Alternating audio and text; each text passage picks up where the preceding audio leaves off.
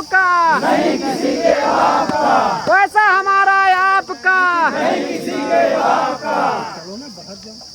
बड़े चलो व्हाट्सएप लागू करो। साहू जी आगे हो तुम। नहीं किसी के बाप का, साहू भैया आगे। किसी के बाप का, नहीं किसी के बाप का, बचा ही नहीं। नहीं किसी के बाप का। लागू करो, लागू करो, लागू करो, लागू करो, लागू करो। नहीं किसी के बाप का, बोलो तेज। नहीं किसी के बाप का, नहीं किसी के बाप का, नहीं किसी के बाप का। लागू करो, लागू करो, लागू करो, लागू।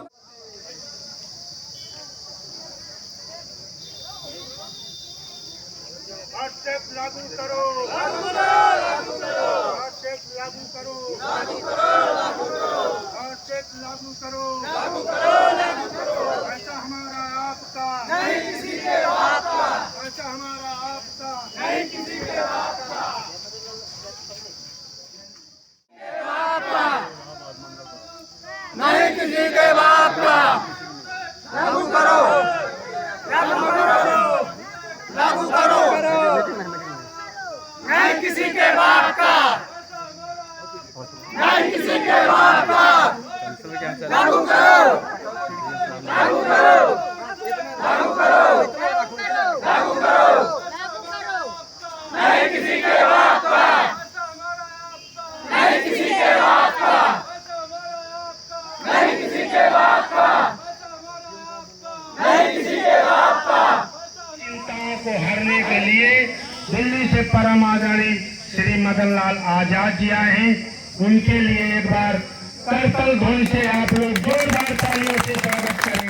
धन्यवाद। आप चाहेंगे, हमारी समीक्षा का सवाल है कि अगर हम लोगों ने उनको समर्थन नहीं दिया होता तो जितनी उनकी मिट्टी अभी खराब हुई है उससे कहीं ज्यादा मिट्टी और खराब हो जाती अगर हम विरोध कर रहे होते। इसलिए मुझे स्वयं को लगता है सरकार के नुमाइंदे भी चाहते हैं कि कुछ समय उनको दिया जाए। तो 31 जुलाई का समय हमने उनको दिया है कि 31 जुलाई तक या तो वो आप सबका पैसा वापस कर दें, जहां भुगतान पटल बंद कर दिए गए हैं उनको रीओपन कर दिया जाए, और जो एजेंटों पर ये उत्पीड़न का सिलसिला चल रहा है इसको खत्म कर दिया जाए। तो 31 जुलाई तक सरकार अगर ऐसा कर देती है तो हमारी सरकार से कोई लड़ाई नहीं है, किसी से कोई लड़ाई नहीं है। हमें अपने व्यक्तिगत हितों की पूर्ति के लिए सरकार से कुछ नहीं चाहिए। कोई टिकट नहीं चाहिए, कोई सम्मान नहीं चाहिए, कोई पद नहीं चाहिए, कोई धन नहीं चाहिए।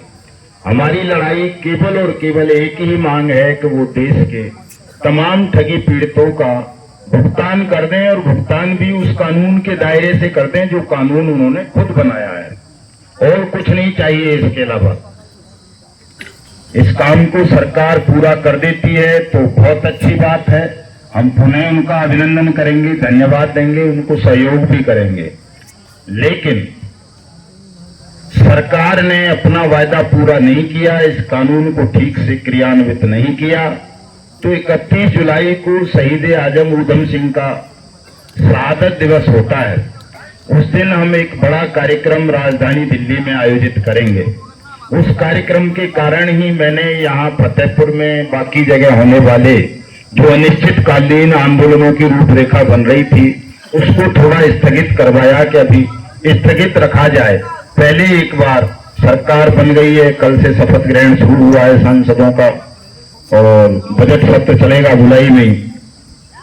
थोड़ा सा उनका विचार देख लें, उनके कार्य प्रणाली देख लें।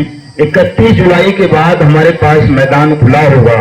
हम पूरे देश में, अकेले फतेहपुर में ही क्यों, फिर तो पूरे देश में अनिश्चितकालीन धरना प्रदर्शन करेंगे, सरकार की खिलाफत करेंगे और मांग करेंगे पुरजोर तरीके से, जैसे पहले भी करते रहे कि आप सबका भुगतान कीजिए, नहीं तो इसका नुकसान भोगने के लिए तैयार हो जाइए। लेकिन साथियों एक सच्चाई ये भी है, फतेहपुर में तो आपकी संख्या बहुत ज्यादा है। इतनी संख्या अगर देश के तमाम जिलों में जुट जाए तो ये एक दिन का काम है, पैसा सबका वापस होना। लेकिन दुखद पहलू ये है कि फतेहपुर के अलावा बाकी जनपदों में, बाकी जिलों में बहुत संख्या कम रहती है और कम संख्या बल से कोई नहीं डरता है। अभी हम 2-3 आदमी अगर गए होते वहां डीएम साहब के पास तो एसडीएम साहब इतनी जल्दी नहीं आती, काफी देर धूप में इंतजार करवा देती, लेकिन उन तक आवाजें जा रही थी। आप लोग इतना तेज ऊंची आवाज में नारे लगा रहे थे, उन्हें पता चल रहा था कि भाई इतनी बड़ी संख्या में लोग आए हैं तो ज्यादा से ज्यादा 5 मिनट वेट कराया होगा। आ गई वो अपनी सीट छोड़ के लेकर के गई आपका ज्ञापन, और उन्होंने आश्वासन भी दिया। मैंने 3-4 बातें उनके सामने रखी कि एक तो भुगतान पटल रीओपन करवा दीजिए, जिन लोगों के आवेदन नहीं हुए हैं उनके आवेदन करवाइए, जिनके आवेदन हो गए उनका भुगतान कराइए। आपके यहाँ भुगतान की प्रक्रिया अभी तक आरंभ भी नहीं हुई है। मैंने वो मामला भी रखा जो एक एजेंट साथी को एक निवेशक ने गोली मार दी है आपके ही जिले में, तो उन तीनों चीजों पर उन्होंने आश्वासन दिया कि नहीं, हम इस पर जल्दी से जल्दी कार्रवाई करवाएंगे। डीएम साहब आज जो है कमिश्नर की मीटिंग में गए होंगे, वो है नहीं यहाँ, तो जैसे ही वो आएंगे डीएम साहब या डीएम साहिबा कौन है, लेडी जी ना, तो जैसे ही डीएम साहिबा वापस आएंगी वो तुरंत इस पर कार्रवाई आरंभ करेंगी। और उम्मीद भी यही है कि अब जल्दी कार्रवाई आपके यहाँ आरंभ हो जाएगी। मुख्यमंत्री जी ने भी आदेश कर दिए हैं पूरे राज्य के लिए कि भी जल्दी से जल्दी इनके भुगतान की प्रक्रिया आरंभ की जाए।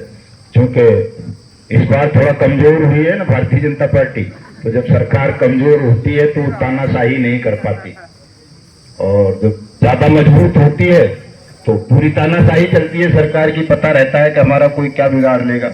तो परमात्मा कहते हैं कि यश करोति शोभनम करोति, वो जो भी करते हैं आपके भले के लिए करते हैं, अच्छा करते हैं। तो अगर आज भारतीय जनता पार्टी की ताकत कमजोर हुई है देश में, तो ये भी आप लोगों के हित में है कि कम से कम अब वो आपकी बात को सुन लेंगे, और नहीं सुनेंगे तो आपकी ताकत इतनी होती जा रही है, इतनी होती जा रही है कि आप उनको पकड़ सकते हैं, गिरा सकते हैं। अब वो आप पर लाठी डंडा गोली ये नहीं चलवा पाएंगे, इतनी हिम्मत उनमें नहीं रही है। तो थोड़ा थोड़ा सा अपनी ताकत को बढ़ाइए। आप लोग बहुत कष्ट झेल रहे हैं, मुसीबत झेल रहे हैं, और ये कष्ट तो भगवानों को भी झेलने पड़े हैं देश में, नहीं झेलने पड़े। राम भगवान थे बेचारे वन वन भटकते रहे, कृष्ण भगवान थे वो बेचारे मथुरा ही छोड़ के भाग के जाना पड़ा, कितने कष्ट भोगने पड़े, कोई भी पकड़ लेता था, लड़ लेता था। बुद्ध को बीवी बच्चे ही छोड़ के भाग जाना पड़ा, बुद्ध की जमीन पर बैठे हुए लोग हो। महावीर के कपड़े छीन लिए लोगों ने।